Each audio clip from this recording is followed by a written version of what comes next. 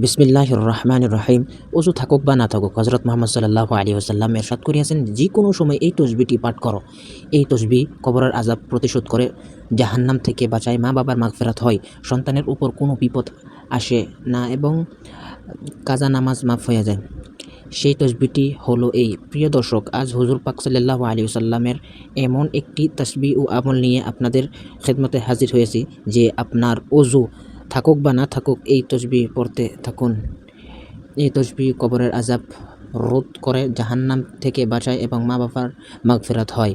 এই তসবিহ পাঠ করলে সন্তানের উপর কোনো বিপদ আসে না এবং মানুষের কাজা নামাজ মাফ হয়ে যায়। যদি কোনো ব্যক্তি জীবনে গুনাহ করতে করতে ক্লান্ত হয়ে পড়ে, তবে এই তসবিহ তার সাহারা হয়ে যায়। এই তসবিহ সেই আমল যা কবরে মানুষের রক্ষার্তা হয়ে যায়। যখন ফেরেশতারা সওয়াল জবাবের জন্য আসবে, তখন এই তসবিহ সহজ করে দেয়। যখন মানুষ পুলসিরাত দিয়ে চলাচল করতে থাকবে, তখন এই তসবিহ তাকে বিজলির আকারে দ্রুতই এই ফুলসিরাত পার করে দেবে, যাতে সে মুহূর্তের মধ্যেই পার হয়ে যায়।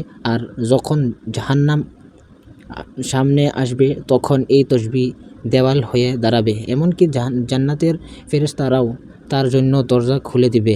এই তসবিহটি সাধারণ নয়, এটি তাদের জন্য যারা সত্য হৃদয়ে রবের দিকে ফিরে আসতে চায়, যারা নিজের আমলনামা ক্ষমা করিয়ে নিতে চায়, যারা চায় যে মৃত্যুর পর তাদের সাথে এমন কিছু থাকুক যা প্রতিটি কঠিন মুহূর্তে তাদের সঙ্গ দিবে। সেই তসবিহটি কি, সেই আমল কোনটি, তা জানার জন্য ভিডিওটি শেষ পর্যন্ত দেখবেন, কারণ আজ আমরা আপনাদের জন্য এমন আমল এনেছি যা আপনাকে আখিরাতের সব বিপদ থেকে বাঁচাবে এবং দুনিয়া আপনার রিজিক ও ধন দৌলতে বরকত দান করবে ইনশাআল্লাহ।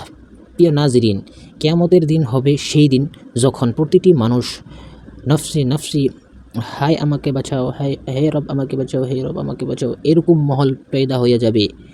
এভাবে চিৎকার করতে থাকবে। মানুষ নিজের আপন ভাইকে দেখবে, কিন্তু চিনতে অস্বীকার করবে।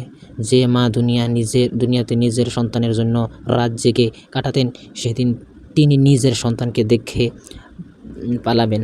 আর যে বাবা নিজের সন্তানের রিজিকের জন্য দুনিয়াতে কত কষ্ট করতেন, ক্ষুধার্ত থেকেও সন্তানেরকে খাওয়ানোর চেষ্টা করতেন, সেদিন সে বাবা তার সন্তানকে দেখে চিনতে পারবে না, দূরে পালাবে।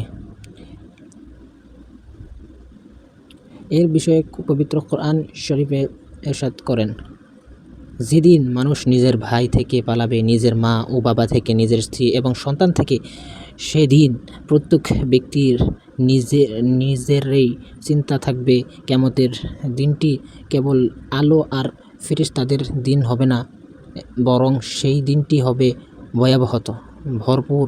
পাহাড় তুলোর মতন উঠবে, সূর্য মাথার উপর ঝুলে থাকবে, জমিন উত্তাপে গলে যাবে এবং মানুষ ঘামে এমনভাবে ডুবে থাকবে যে কারো কান পর্যন্ত, কারো নাক পর্যন্ত, আবার কারো মাথা পর্যন্ত ঘাম হবে। একটি হাদিস পাকে এসেছে, প্রত্যেক ব্যক্তিকে তার আমল অনুযায়ী ঘাম গ্রাস করবে।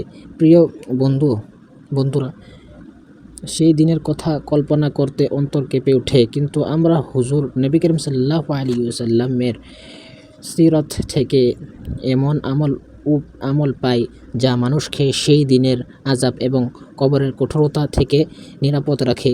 তার মধ্যে একটি আমল। দর্শকরা, ভিডিওটা বেশি লম্বা হয়ে যাবে, তো আমি সেকেন্ড পার্টে পুরা দোয়াটা দিবার জন্য চেষ্টা করব, বলে দিবার জন্য ইনশাআল্লাহ তাআলা।